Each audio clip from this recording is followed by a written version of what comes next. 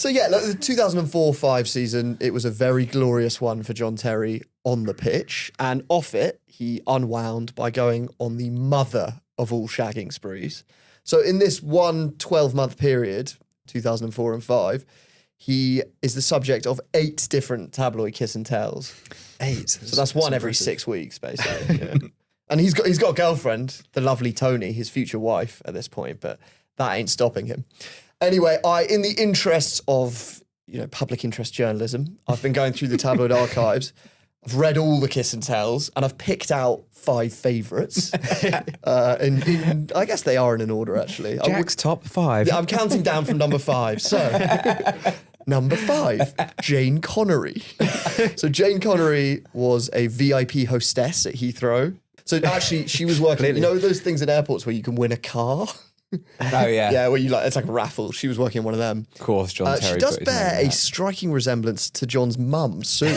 Don't you think? Yes, she does, yeah. Anyway, so they meet at Heathrow and they begin a 5-month affair. And Jane says she thought he was single.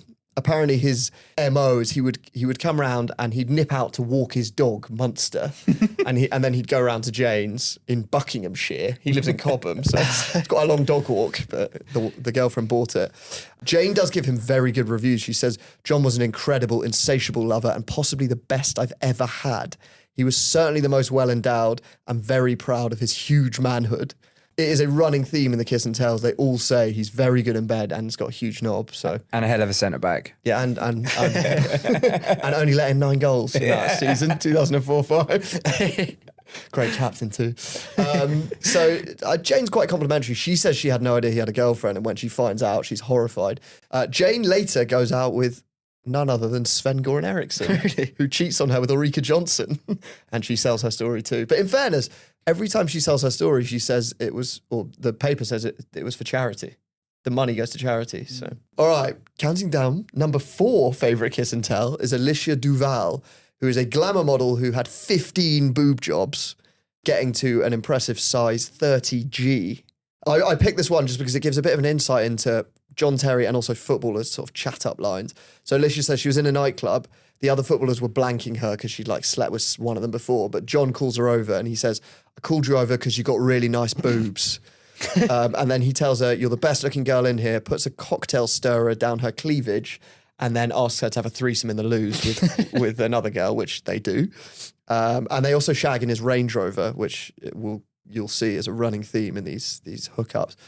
Alicia also gives a bit of a glimpse of the horrible world of footballers chatting up girls. So she says, when it comes to chat up, footballers speak a different language. Other men might pay you a compliment, but a footballer will say something like, my cock is so hard. And she said, yeah, they'll feed you lines about how they've stopped sleeping with their life or don't love them. They'll talk to you for 10 minutes, and if you haven't pulled by then, they lose interest. So it's quite transactional stuff. At least John complimented her booze. Yeah. Number 3 on the kiss and tells list is the excellently named Shalimar Wimble. Shalimar tells 2 really great stories. The first is that John took her in his car to the M25 and pulled over on the hard shoulder near Junction 9. And they shag on the hard shoulder. And she said John really got off on the idea of other traffic just passing by. Oh, you would. And then their next hookup, Shalimar and John sneak into none other than Wayne Bridges' house. So John and Wayne are best mates at this point, and they live a few doors down from each other in Cobham near Chelsea's training ground. And John obviously needs a place to go, can't bring her around to his gaff, can't go for a dog walk in Buckinghamshire. So him and Shalimar go into Wayne Bridges' house. I guess he's got a key or something. And apparently they just get naked downstairs, go upstairs, and they're shagging when suddenly they hear Wayne Bridges' car on the gravel.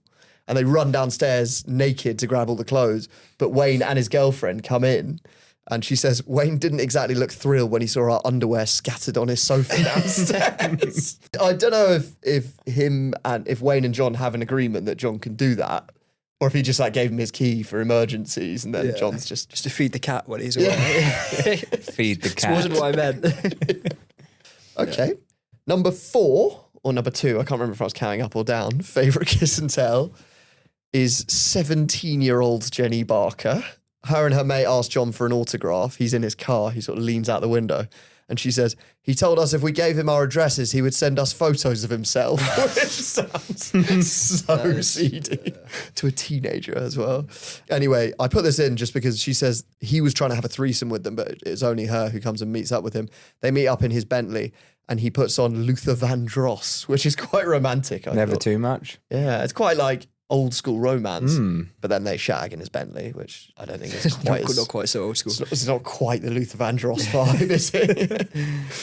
And then the final kiss and tell is Leanne Johnson. And this is my favourite because she is on crutches with a broken leg and they're in a nightclub. And I just picked it because this was the tabloid headline. Terry's hobble on the jobble. Crocked beauty reveals how Ace went out on a limb for romp in a club loo. I just love that they call her Crocked Beauty. like she's a striker or something. Crocked Ace. Would it hobble on the jobble? Yeah. It's like sort of mixing puns up quite nicely. And Leanne says, it was very hard to balance with my broken leg and I was having to lean against the sides of the cubicle. So yeah, those kiss and tells all happen within the space of about 9 to 12 months, I think. They're just like every few weeks there's one. And every time Terry comes out and says like, yeah, I was an idiot, biggest mistake I've ever made, couldn't face losing Tony, my girlfriend and future wife, but like those days are behind me, I've seen sense now. And then just like another story comes around. How is she still taking this? Well, she loves him, Zach. And I think he's very charming. Yeah, he must be. They get married around this time, not long after. So she obviously believes him.